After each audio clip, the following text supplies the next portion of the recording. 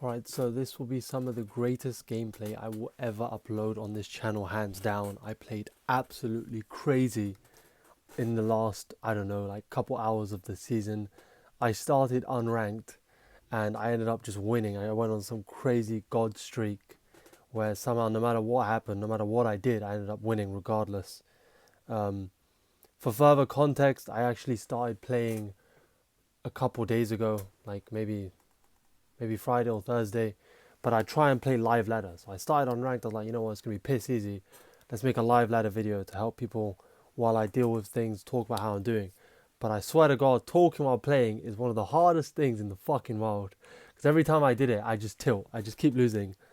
So I was like, screw this shit. I'm just gonna play in my bed, and if something comes of it, I will record a video.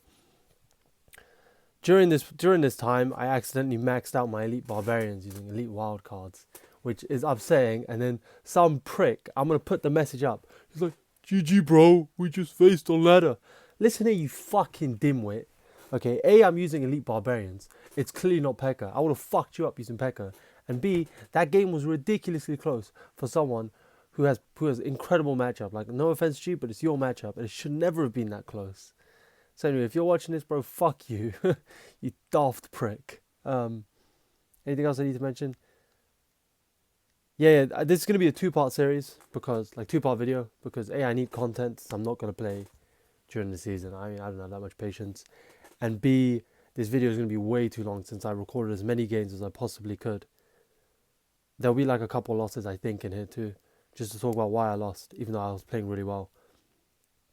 Without further ado, I might as well just start the games. I mean, if there's something else I forgot to mention, then I'll mention it while starting. But the first game here, we're going to go up against Egiant, against a fairly good player.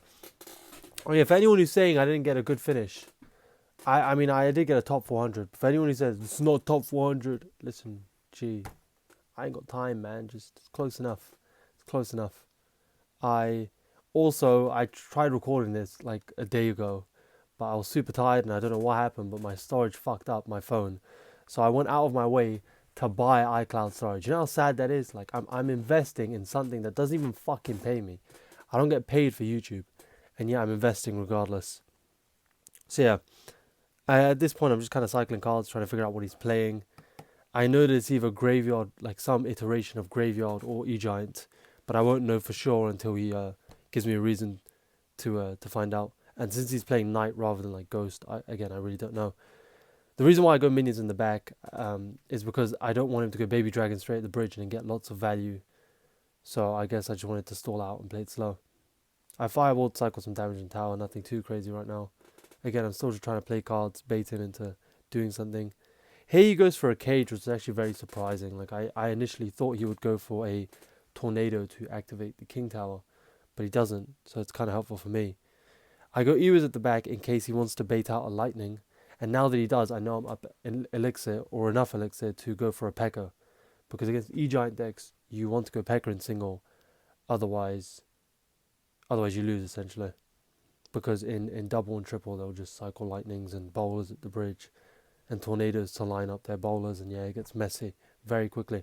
Here I go batter on opposite to avoid giving his bowler value in the same lane and then zap his knight so that the Pekka kills it in 2 hits. Also, I forgot to mention, but you don't even have to play Pekka, but this gameplay will help you regardless. Again, it is some of the best gameplay. The fundamentals in this video will help you regardless of what archetype you play. It could be control, it could be bridge spam, it could be even cycle probably. Again, I really don't want him to activate King Tower, so I go Bandit with my Ghost. Here he goes for a defensive E-Giant, and then I respond with a Pekka. And the reason why I don't Pekka high is because I want to give it a lot of time to build me a bigger push. Because the sooner the Pekka kills it, the sooner the push begins. Again, people, you need to take notes. Your boy's fucking certified. You people need to take notes. Whip out a damn notebook and write shit. Write shit down. The reason why I go minions in the middle is just to deal with his cage. I messed up the zap. I don't know if I mentioned that, but the zap, if you time it well, then the goblin cage doesn't actually hit the battle ram. Again, I'm just playing it super slow, playing it super safe. I know that I can keep spamming because he just played his baby dragon, which is his only counter, only realistic counter versus my cards. Here I go for a defensive Ewers on the baby dragon because I know that bandit will do a lot of work without me having to go Ewers at the bridge. In hindsight, maybe the Ewers at the bridge was better, but I also wanted to play it pretty safe. The battleground opposite was simply just to force something on defense, because I knew if I played it in the same lane, then the minions and stuff wouldn't have gotten as much damage. I also need to mention that the next few videos will be, like, I also have like a few videos planned. So one will obviously be the second half of this shit. The other would be some coaching I did with someone. So I'm gonna like make a video on some of his further games. If you guys are interested in coaching, do hit me up on Twitter. Another video will be how to play the Pekka mirror matchup.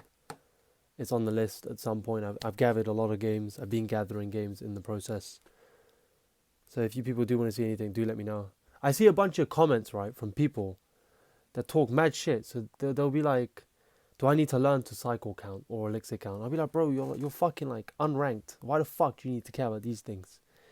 You know, it's like living in a slum in fucking Brazil and owning a Lamborghini. You know, there's no point, G. You're still broke. So, yeah, don't worry about these things. You know, you just learn the fundamentals. I didn't even count cycle while playing, and somehow I managed to beat everyone. Like, if I kept going, I would have easily finished top 200, but because I was so tired at that point, like it was almost like 4 a.m. and I needed to sleep because I had something to do, and then by the time I recorded my games and stuff, it ended up being like 6, 7 a.m. I simply was just not able to do all of this. Anyway, I mean, like, there's nothing really worth mentioning here. I'm just trying to stall him out because I know that there's like 20 seconds left of the game. At this point, I know it's completely over. No matter what he plays, it's over. So I just play it super safe. I go for a bandit first in case he wanted to go for like a wave tornado or a lightning. And then, yeah, it's over. Against Egiant, as long as you get a really early damage lead, then they can't cycle lightnings quick enough to make up for the fact that you're also going to be cycling fireballs. Anything else I need to mention? Nah, it's pretty self-explanatory. We're going to go up against this game against Rascals Bait. He's got a pretty good finish. He's got number 12. I don't know who this guy is. Again, I was so like focused on just winning games. I wasn't even looking at the opponent's banners. I see a skeleton barrel first place, so I immediately know it's either Mortar or this deck, and it's probably this deck because this deck is so much more popular than Mortar. Once I see the wall breakers, I know for sure it is. So at this point, I'm just trying to play it super safe and defensive, so I go Batteram into the Dark Goblin.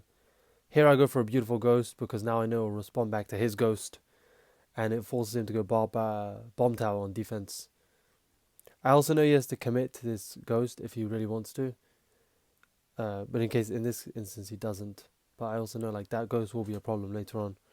So my goal is just to try and keep up with his cycle of Evo Ghost. Because if they have Evo Ghost before you have yours, defending is going to be pretty tricky, and also breaking through is even harder. I guess my main tips for this matchup is just avoid taking too much damage on both towers. I guess it's my main tip. Here I go for a Pekka because I know I'm up elixir, and also like his cycle's pretty shit. Here I know I can fireball the Dark Goblin, but I also don't really want to fireball without seeing a Rascals, because the Rascals are far more annoying than a Dark Goblin is. And for anyone who's asking why I'm not using Magic Archer, I was for like the longest time, and then one of my friends actually recommended using minions, and everyone was using minions end season. I don't know why it just became better, but because of the meta, for whatever reason, it just did. And it clearly worked for me, so I'm not complaining. Minions also let you be really aggressive, as you're going to see later on. It really does help against some of these matchups, and like the DPS you get from minions is just incredible. Obviously, this season, since this video is coming out in like the new season, I haven't played it yet, but people are already complaining about the Evo Pigs and the Recruits deck. So I will obviously make a video on how to beat Recruits.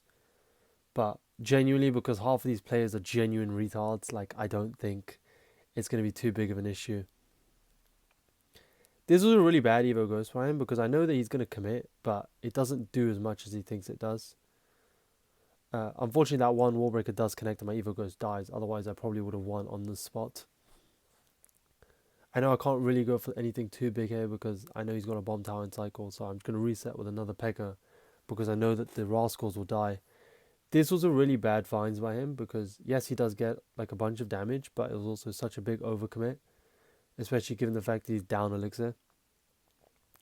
So at this point, I'm trying to split lane. Split lane is an absolute key of this deck. This is like where a lot of players go wrong. They don't split lane enough or as much as they need to.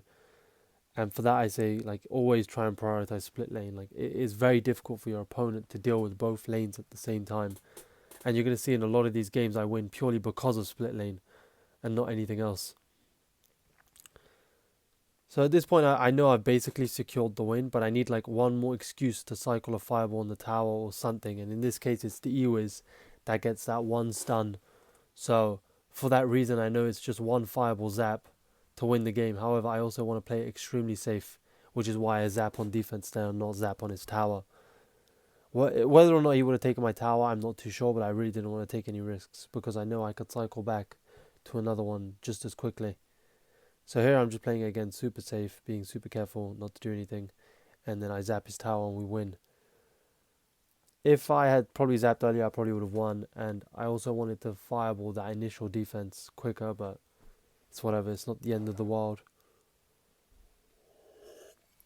I lost to Pekka Golem. I mean, I don't know how the hell I was supposed to defend that. He had every counter imaginable on the minions. If I had Magic Archer, it would definitely be my matchup, but I didn't. Here I'm up against a mirror matchup.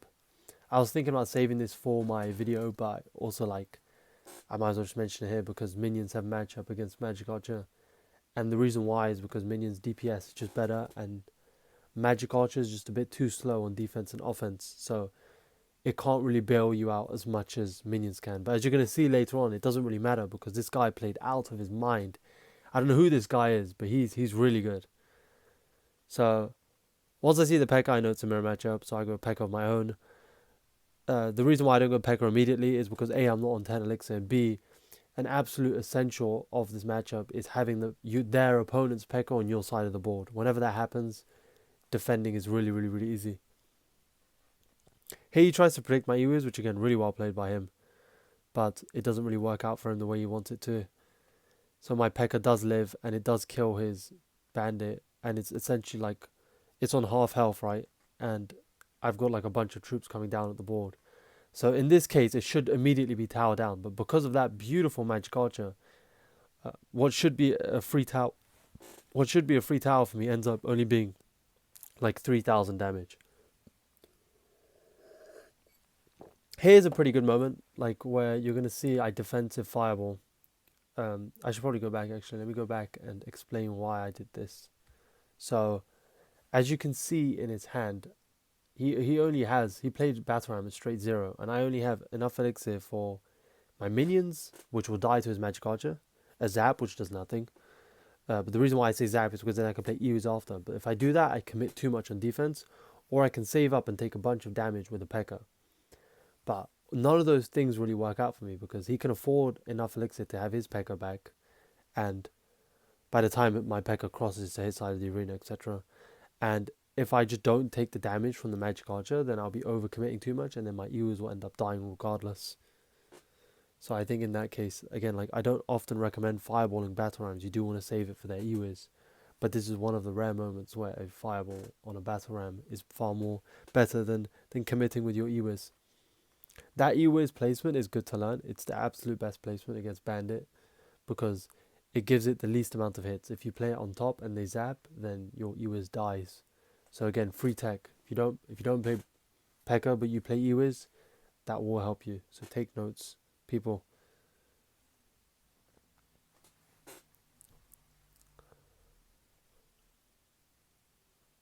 Again, at this point, I'm just trying to play it super safe. I know I can get a really nice fireball here on the barbarians and the Ewiz, so I take that. And then I go for a nice zap to kill everything. I know he has to defend this with something, so I don't like commit too much, except just with a bandit to scare him into playing like another card. I go for minions here to take out and an Ewiz to take out the Evo Ghost because I don't want it on my tower since it will do too much damage. And I know that because I have my Evo Ghost, I don't need to worry too much about having my Ewiz in cycle for his Pekka. I know he wants to go for like a weird Magic Archer bridge at any moment right now, so I'm always just trying to keep mindful of that, because when he does, like he did now, I can immediately fireball it. Here I'm forced to zap, because if I didn't zap, that battle ram would get another charge on my tower, and then the game would be too close for my liking, if not immediately already lost. I go for a bandit in front just to protect my Pekka a bit more, because obviously the more health my Pekka has, the more value I can get on offense.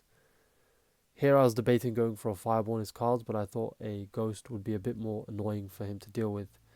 And in this case, I know I can just reset with another Pekka because the ghost will take care of the battle ram.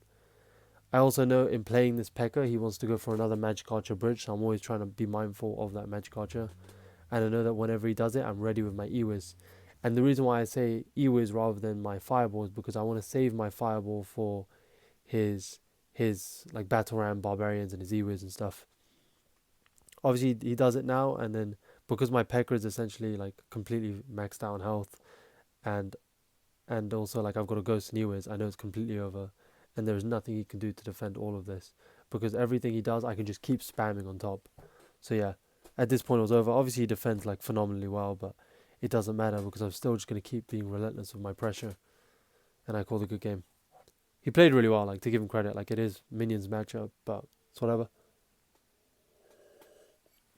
Here we go up against Balloon, and I haven't seen this Balloon deck in a very, very, very long time.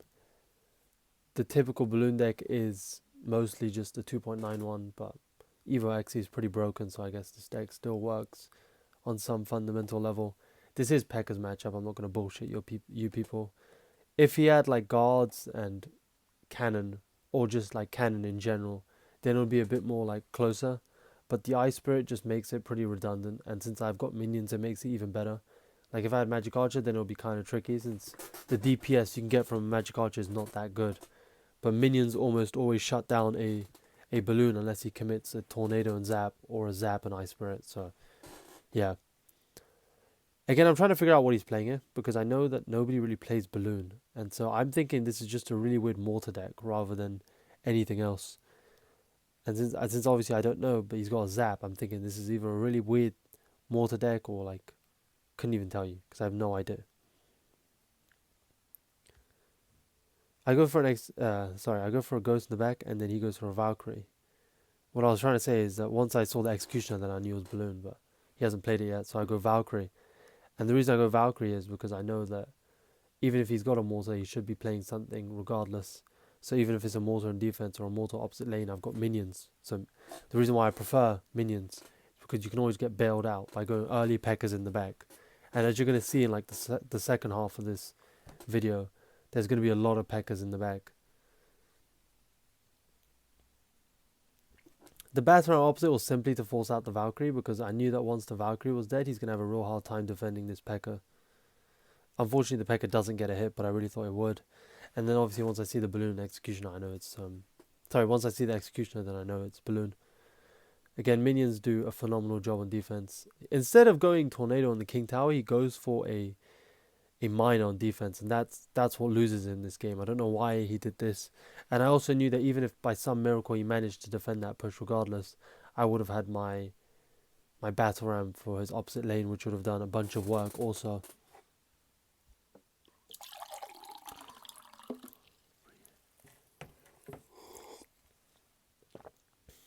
I'm going to skip through that game because there's nothing else that happens.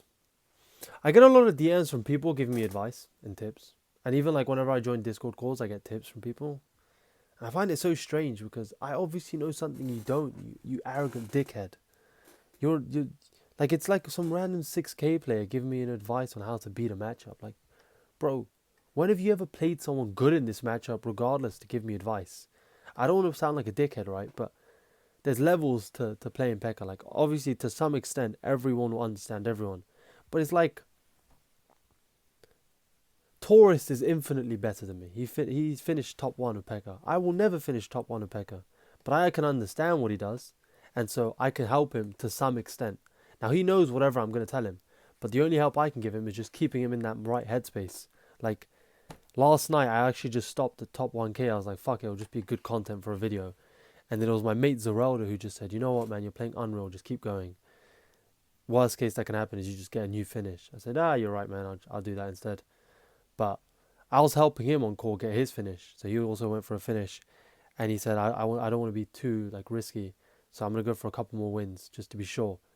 And in that time we called and I helped him out, right? But there's a level of understanding that randoms don't have. Oh, let me explain. The reason why I didn't fireball there is because I would have taken too much damage, and I also think this aids a lot more in split lane than like the bandit. Having a bandit alive would be a bit more annoying on split lane than anything else.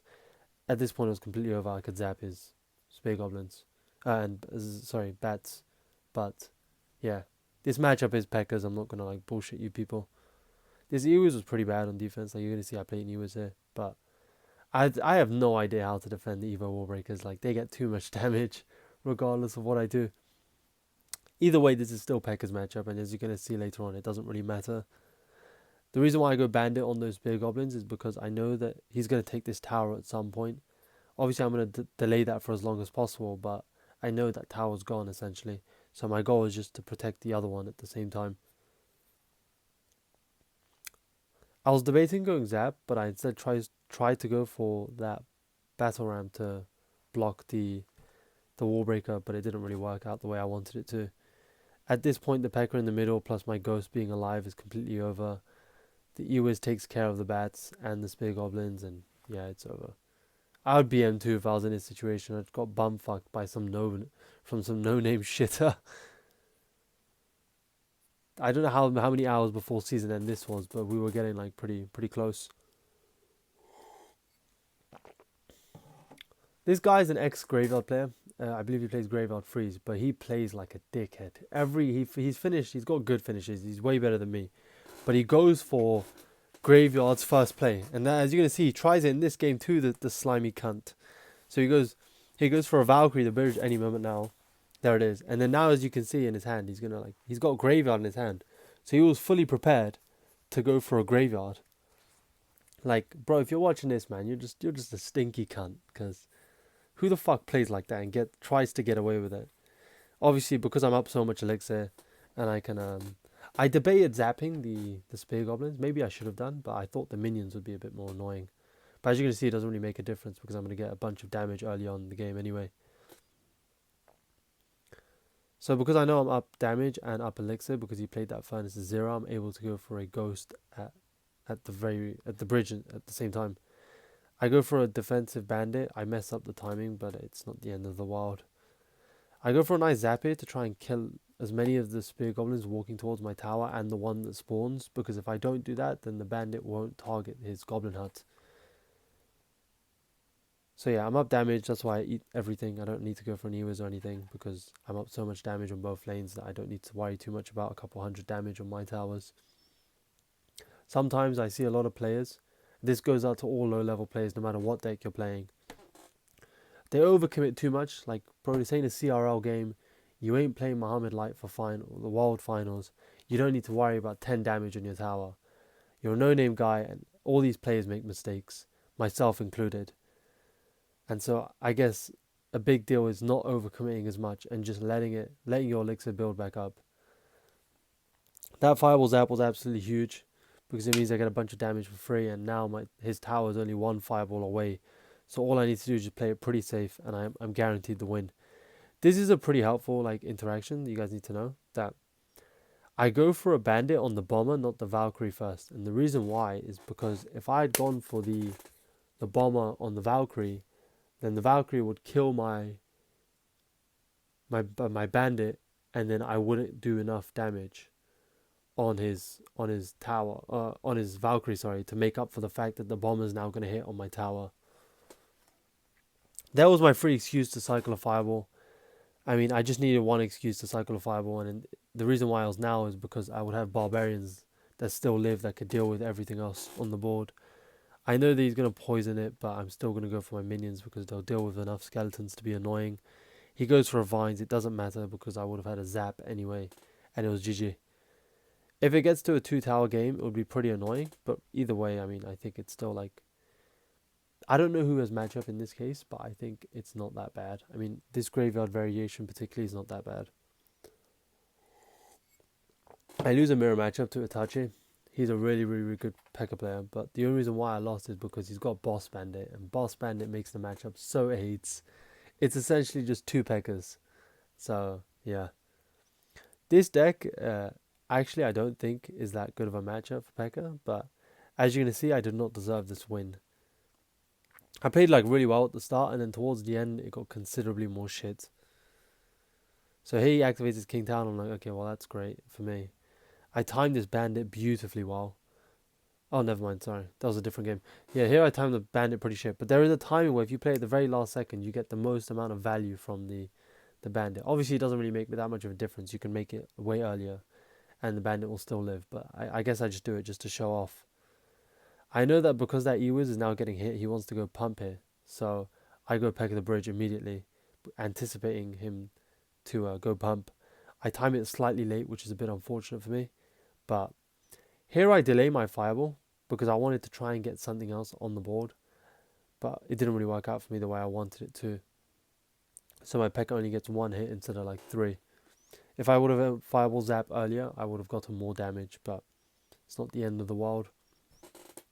I'm not quite sure why he didn't commit to the bandit, but as you can see right now, I'm down a lot of elixir.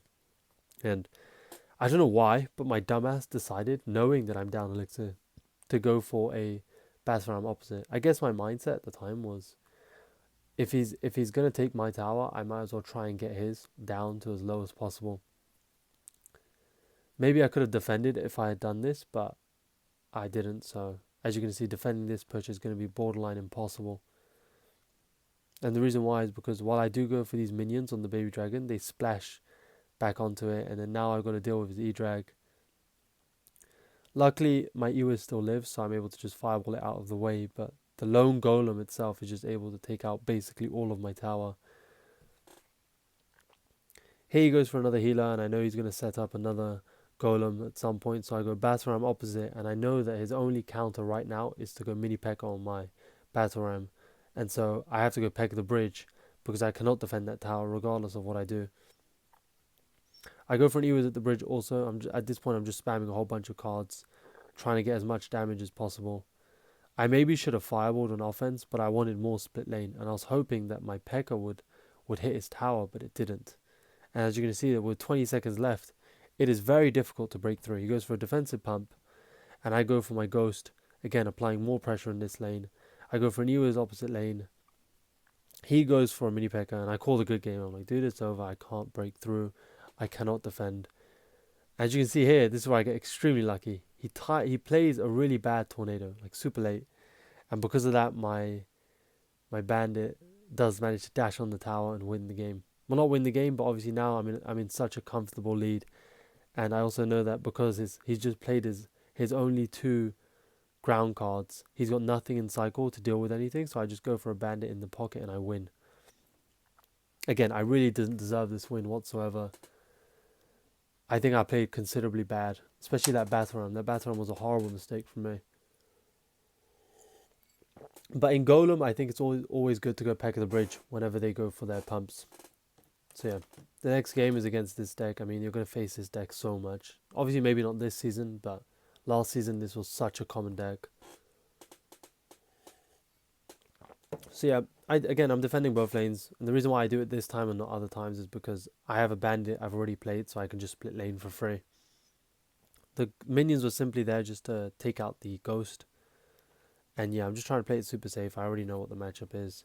I just know it's the princess version and not the vines version, which in some instances is better, in others is considerably worse.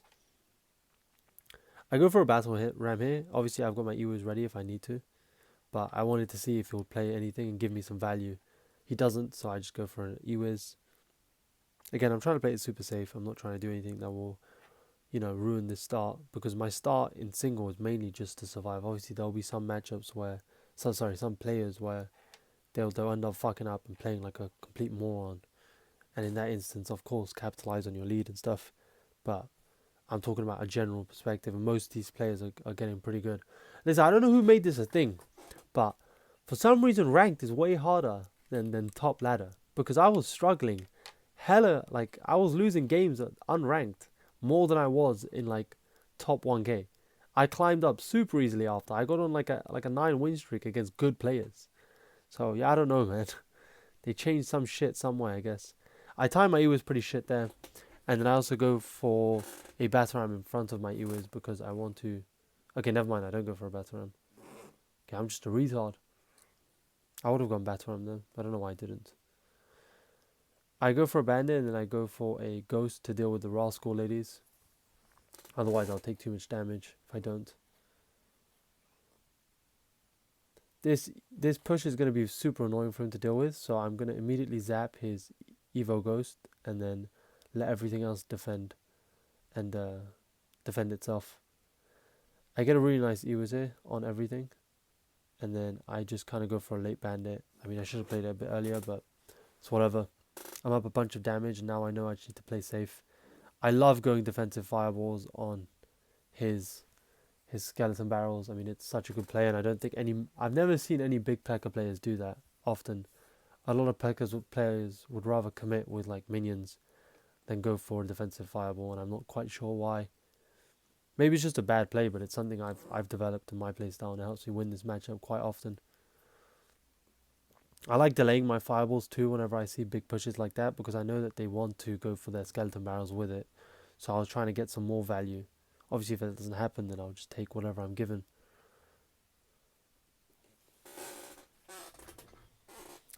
Again, I'm just trying to defend. Here I know I'm able to take the wall breakers in the opposite lane because, I mean, just to even out some damage. Again, I'm defensive fireballing. I don't need to do anything too risky.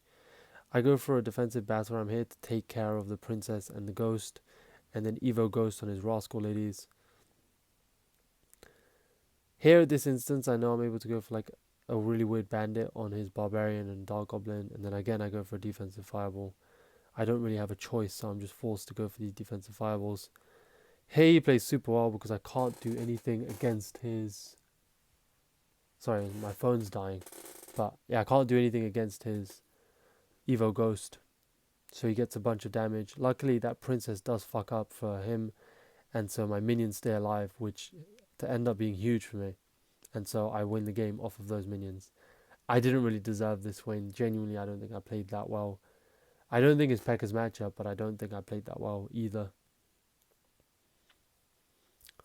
As you can see, there's a really reoccurring theme here that I get extremely lucky in a lot of these games, and that's because at the end of the day, I could be playing like a god, but you still need luck on your side, especially with some of these matchups.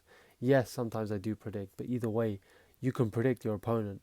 I've done that before and still not won, because matchups are a big thing in this game. Obviously, some people say, the matchups aren't real. Listen, bruv, shut the fuck up, man. Only Muhammad Light maybe could make that excuse, but I promise you, anyone I see beat him wins usually because of a good matchup. So yeah.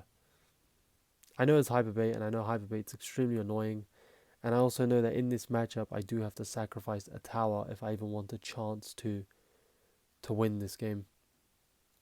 So yeah, my goals right now are just mainly trying to not take too much damage in both of my lanes, and any lane I do take some damage in, I'll just have to like accept that that lane will essentially die. And when I say die, is like if I have to sacrifice that lane for a big Pekka push, then I just will, because it's better to... Because once this is a 2-tower game, then it's Pekka's matchup. But if it's not, then it's very tricky to win. I think minions are better in this matchup, but also like it's hard to say. Here he goes for a really smart fire spirit, ice spirit, which makes my minions essentially dead. I go for a zap in hopes that I could kill his dark goblin. Obviously, it doesn't really work out for me the way I wanted it to. So yeah,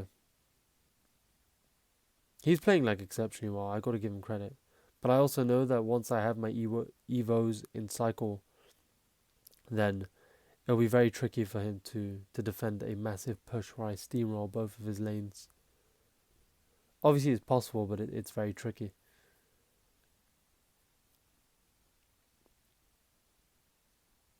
Again, I'm just playing it pretty safe. I'm not trying to do anything that will ruin my cycle too much.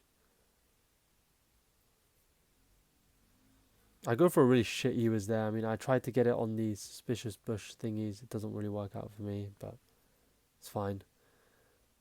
I go for a peck at the back here, and I know I have to now eat these wall breakers, because if I don't, then I'll be down too much elixir to compensate for my peck at the back. He's still going to keep spamming because he's just a lousy cunt. This ghost doesn't do nearly as much as I thought it would. I thought it would fully counter the Evo wall breakers. It doesn't. My bandit, the bridge was simply so my Evo ghost would get more value. This was a really nice this was a really nice Ewers from me, because I was able to deal with the ghoul thingy. And then at this point he's too overwhelmed with both of his lanes. Again, a big thing you people do need to do is split lane. I don't feel like people do that enough in this matchup, or just in any matchup, because anytime I've seen Pekka players that are a bit lower, then it's a really big thing where they just don't decide to go split lane for whatever reason. I might do like a series soon where I just like talk about how to get better finishes. I mean, I could teach you like loads of decks. To be fair, like my general viewer base isn't exactly the best of players, but this is essentially the deck I'm best with because I've played this deck for so long. Also, I'm seeing a bunch of comments that mean nothing. Obviously, I do appreciate your comments, but some of them are just a bit gay. Like, I think I saw one the other day that was like, "How do I get better?" And I was like, "Bro, just play the fucking game. It's not like there's no magic formula to this. You know, just play the game, G. I can't like tell you, oh yeah, do this, do this. Just play the game. You know, watch these kind of videos." I mean, I'm not trying to throw shade on some people, but like, there's a lot of people in the community that are like really good players, but they just don't commentate their games.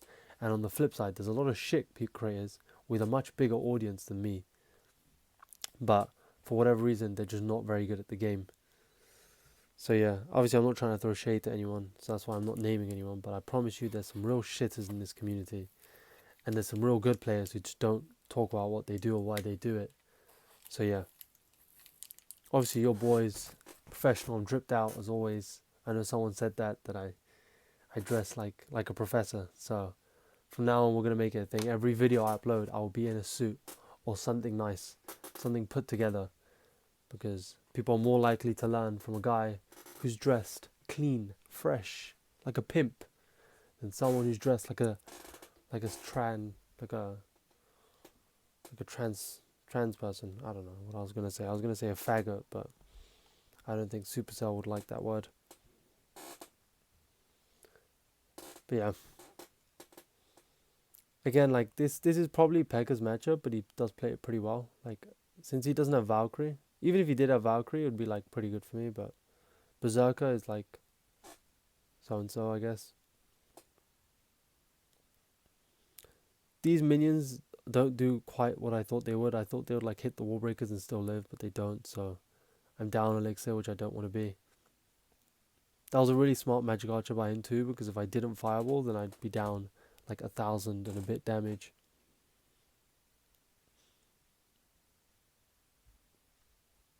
At this point I go Pekka at the back because I know I'm up a bit of elixir, and I also know that because he played his bomb tower, then my Pekka would get some good value, because then he won't have his bomb tower for my battle ram. Minions the middle towards his bomb tower, which I play in like a second here. Okay, never mind, I go with my battle ram. I guess my thought process was that because my Pekka alone is going to be a big issue for him to deal with, the minions towards the tower will be able to get me some back some of that damage that I'm down so much of so early on in the game. So yeah. He goes for a late bomb tower, which means I get some damage on his tower, but not enough to still make up for the fact that I'm down on both lanes.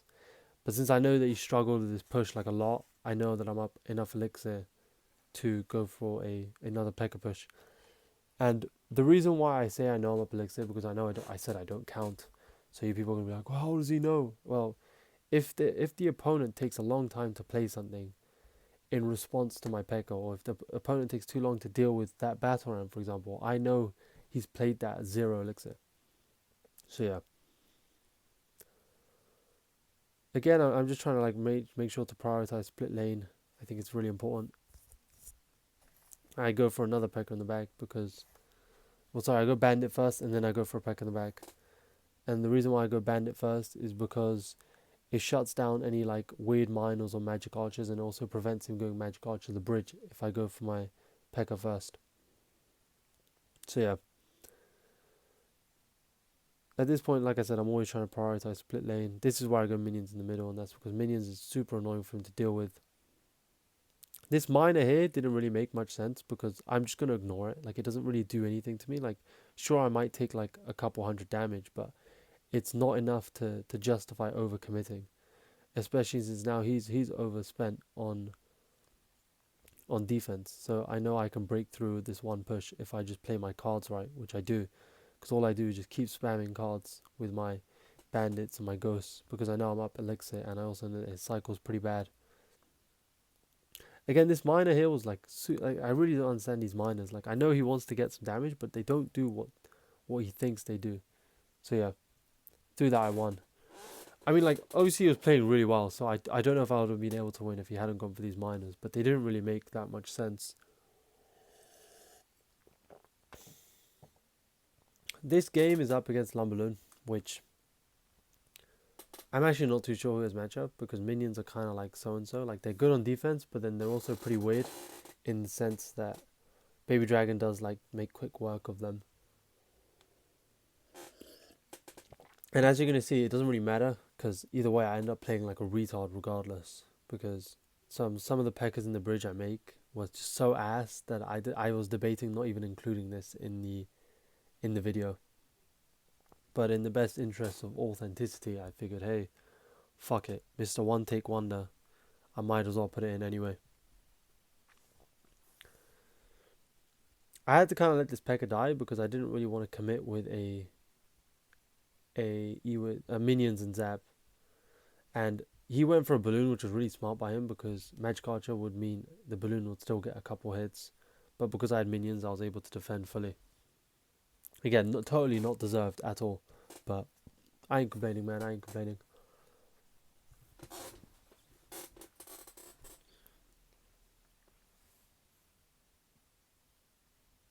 Again, I'm just playing it safe, like there's not really much to say right now, because there's nothing too exciting. So I guess we can talk some shit. Genuinely, I don't know who fucking decided that flying ghosts were a good thing, because realistically, all you're doing is signaling to the world that you like dick up your ass. Like, that's all it's doing, really. I mean, there's nothing that really says to me like, wow, you're doing the Lord's work. But hey, maybe that's just me. I mean, like, it just sounds like, hey babe.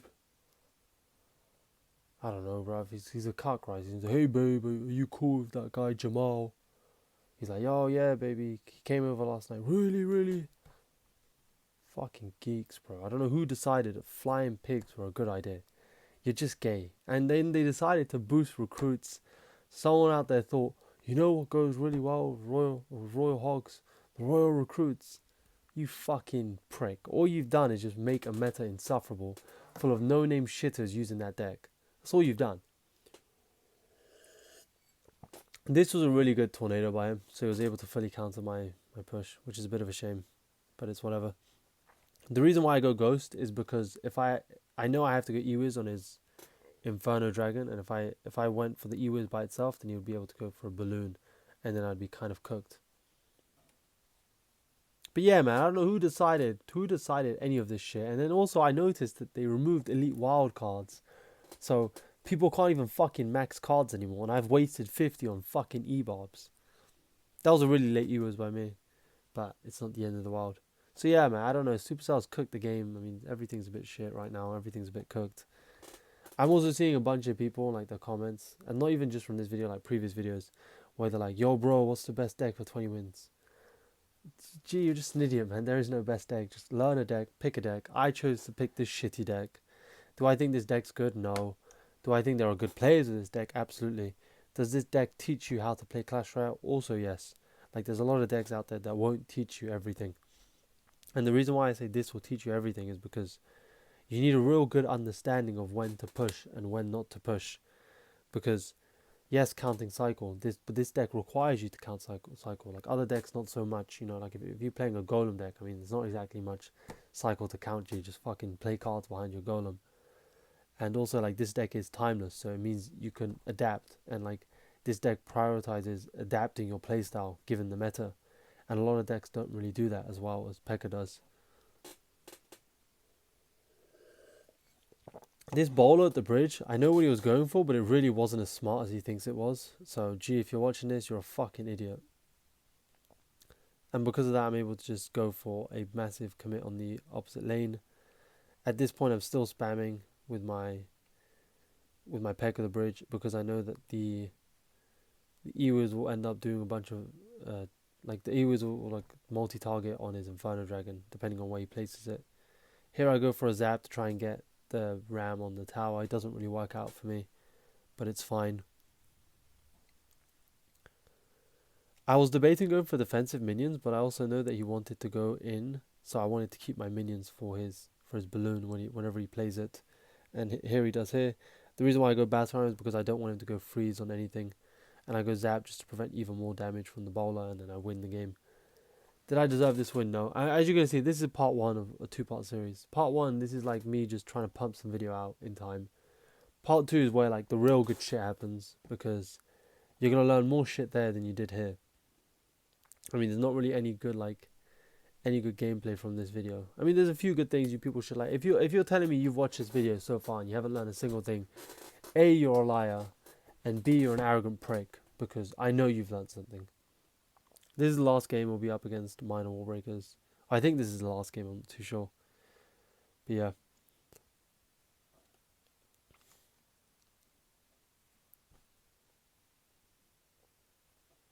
Also, shout out to Mohamed Light. He ended up winning World Finals. I mean, is it surprising? No. Did I want like someone else to win? Yeah, probably. Like if that fucking Chinese guy won it, that would have been hilarious. Xi Jinping would have probably given him a fucking blowjob if he won. You know, like he's representing China. I mean, Elsiops fell off and Haya fell off.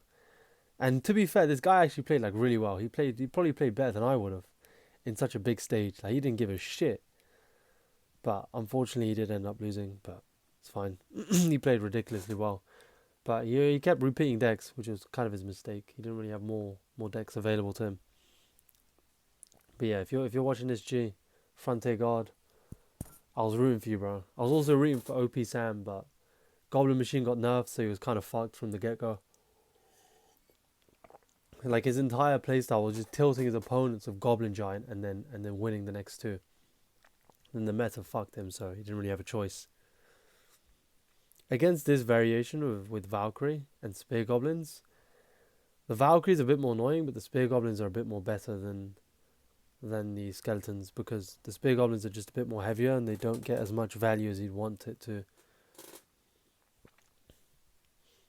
This was a good Magic Archer by him, but also I know that depending on where he plays his Spear Goblins, I could have prediction zapped it. I was debating it, but I thought like it would be too fancy early on, given how much damage I'm up already.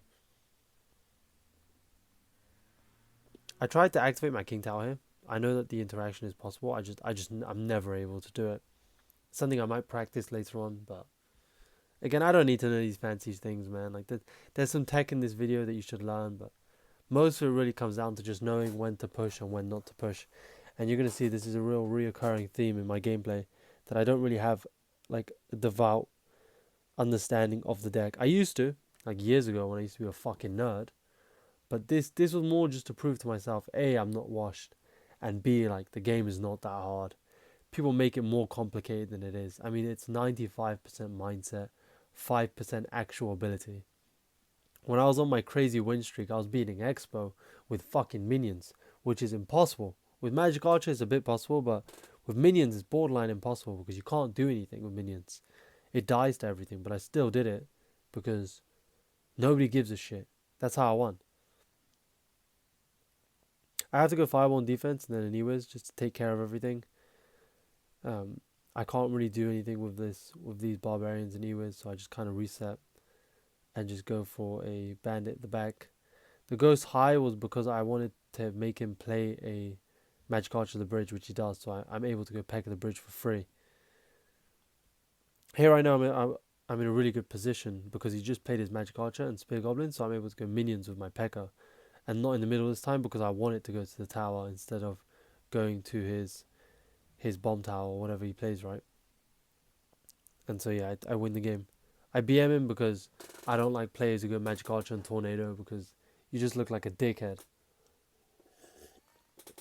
Anyway, I think that's it. Yeah, that's it. But yeah, this will probably be the end of this part 1 of a 2-part series.